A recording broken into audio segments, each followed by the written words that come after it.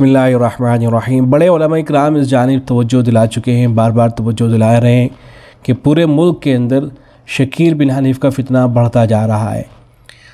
तो इस हवाले से ये एक अच्छी ख़बर है। ख़बर ये है कि ये जो इस फ़ितने का सरगना है शकील बिन हनीफ़, पुलिस इसको तलाश कर रही है और अगर इसको गिरफ़्तार कर लिया जाता है, जेल के अंदर डाल दिया जाता है, तो इंशाअल्लाह उम्मीद है कि इसका जो फ़ितना है वो किसी न किसी तरह और कुछ ना कुछ काबू के अंदर आ जाएगा।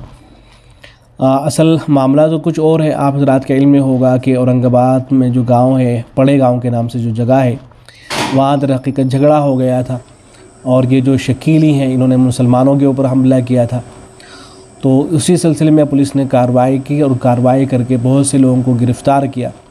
ये तफसीली ख़बर है जिसे एशिया एक्सप्रेस ने छापा है कि पड़े गाँव इलाके की मिसबाह कॉलोनी में 22 जनवरी को दो ग्रुपों के दरमियान तसादुम के सिलसिले में 2 दिन पहले पुलिस ने इस इलाके में तलाशी मुहिम मुनाकिद की थी। तकरीबन 4 घंटे तक जारी रहने वाली इस मुहिम में झड़प में इस्तेमाल होने वाले असलहा और कुछ अरबी और उर्दू ज़बान का तहरीरी मवाद कब्ज़े में लिया गया है।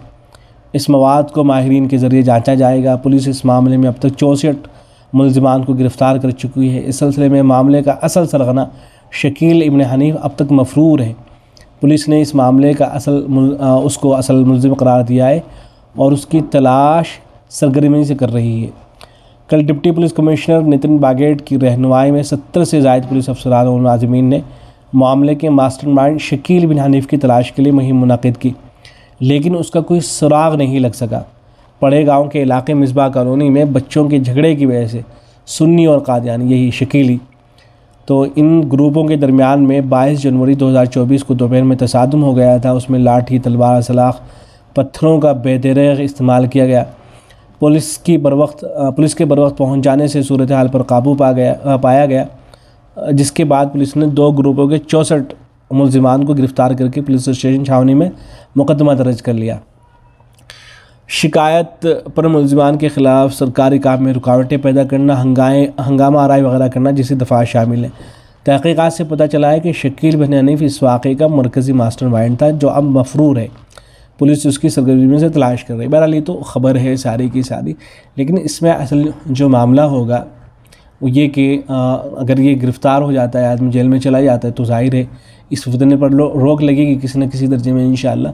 लेकिन असल इस तरह के जो लोग होते हैं उनकी पुष्टपनाएँ ख़ुद हुकूमतें करती हैं और इस तरह के लोगों को बढ़ावा देती हैं, इसलिए कि ज़ाहिर है हुकूमत को जब पता चलेगा इसके बारे में, बल्कि पहले से पता होगा और हुकूमत ज़रूर इसके पीछे होगी, तो इस तरह के लोगों का कुछ बिगड़ा नहीं करता है और इतना आसान नहीं होता है ऐसे लोगों के ऊपर हाथ डालना।